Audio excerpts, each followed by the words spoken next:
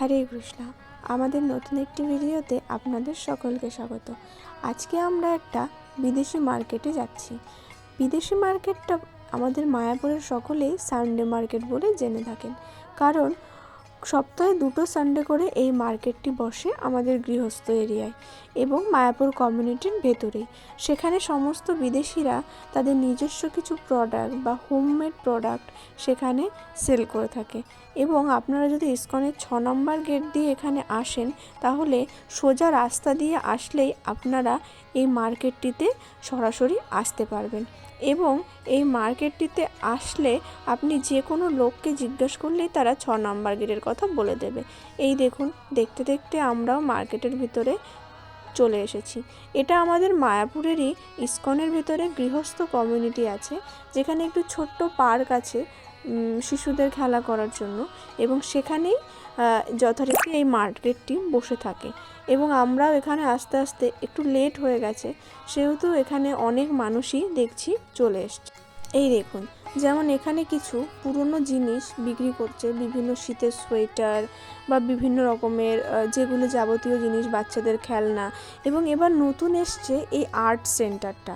এই আর্ট সেন্টারটা এত সুন্দর, মানে এটা একটা আঠার মতো কিছু কাগজ লাগানো রয়েছে, যেটা বাচ্চারা তুলে তার মধ্যে এই রঙ্গোলির যে ইয়েগুলো থাকে, কালারগুলো থাকে, সেগুলো দিলে পরেই এখানে কি সুন্দর আঠার মধ্যে আটকে যাচ্ছে। দেখুন বাচ্চারা কত মজা করে এই জিনিসটা বানাচ্ছে।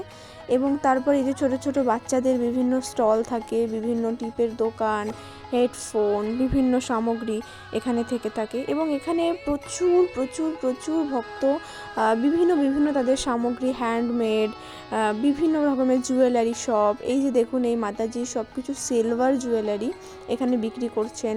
সঙ্গে তিনি তুলসীর মালা বিক্রি করছেন। এখানে দেখুন কত সুন্দর অপূর্ব তুলসী মালা, যেগুলি হয়তো এক্সক্লুসিভ মায়াপুরের ক্ষেত্রে। হ্যাঁ, অবশ্যই দামটাও অনেক এক্সক্লুসিভ, দামটাও সাধারণ নয়, এগুলির অনেক রেঞ্জ ছিল।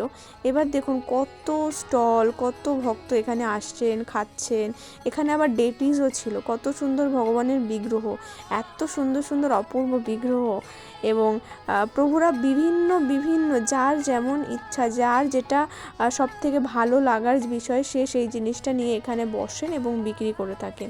এবং এখানে আমি একটা জিনিস দেখলাম, এখানে আমাদের ভগবানের যে চোখগুলো হয়, সেই চোখগুলো মেলাতে বিক্রি হচ্ছে। এই দেখুন, সকল ভক্ত এখানে আসেন এবং বেশিরভাগ সময় বিদেশিরাই এই মার্কেটটায় এসে থাকেন, কারণ এই মার্কেটে বিভিন্ন ধরনের বিদেশিদের খাবার দাবার থাকে। বিদেশিরা যে খাবারগুলো পছন্দ করে থাকে, যে সমস্ত হ্যান্ডমেড জিনিসগুলো তারা পছন্দ করে থাকে, এই সানডে মার্কেটগুলোই এই জিনিসগুলোই সাধারণত বিক্রি হয়।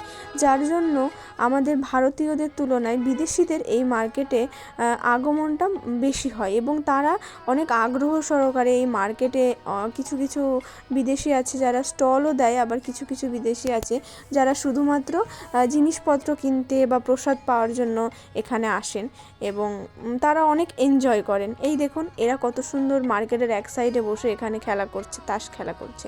এবং আমি আবারও এই বাচ্চাটার কাছে চলে এসেছি, কারণ আমার এত ভালো লেগেছে এই আর্টের এই স্টলটা, যেখানে বাচ্চারা দেখুন কত সুন্দর নিজে থেকেই এই জিনিসগুলো করছে, নিজে থেকেই, মানে ওকে কেউ হেল্প করছে না, ওর বয়স বেশি নয়, কিন্তু মানে ও এত বেশি মানে জিনিসটাকে এনজয় করছে। আমি শুধু দেখছিলাম, ওকেই আমি দেখছিলাম, আর ওই আর্টটা এত সুন্দর লাগছে। জগন্নাথ, বলদেব, সুভদ্রা ও ড্র করছে এবং আমি ওদেরকেই বারবার দেখছিলাম যে কত সুন্দরভাবে তারা এনজয় করে করে এই জিনিসটা ড্র করছে, তাদের কত ভালো লাগছে। বিভিন্ন বাচ্চাদের খেলা আছে, কিন্তু তারা সেগুলো মানে না করে তারা এই ভগবানের ছবিগুলো আঁকছে এবং ড্র করছে এই বয়সে। এদের মানে কত সৌভাগ্যের ফলে এগুলো হয়ে থাকে, তাই না? তো এত ভালো লাগছিল ওদেরকে দেখে। এবং এখানে আরও যারা ছোট ছোট বাচ্চা রয়েছে বিদেশিদের, তারাও এখানে খেলা করছিল এবং তারাও এখানে আসছিল, তারাও কথা বলছিল সবার সাথে সকলে। এবং বেশিরভাগ সময় আপনারা বিদেশিরা দেখতে পারবেন। তবে আজকে এটুকুই, আমরা এখন বাড়ির দিকে রওনা দিচ্ছি। হরে কৃষ্ণা, জয় শ্রীল প্রভুপাদ। আপনারা ভালো থাকবেন আর চ্যানেলটিকে সাবস্ক্রাইব করবেন। হরে কৃষ্ণা।